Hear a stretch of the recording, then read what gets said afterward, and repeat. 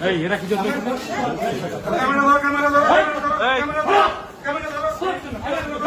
Camera record কর।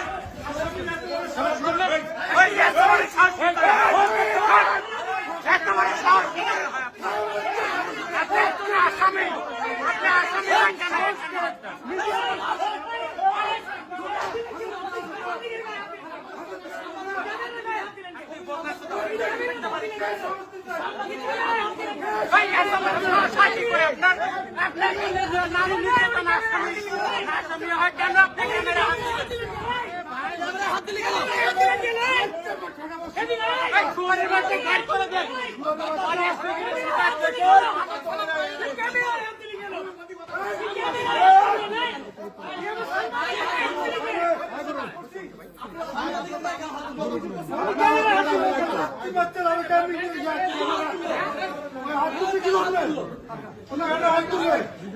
আমরা সাংবাদিকতার নৈতিকতার বাইরে কোনো কাজ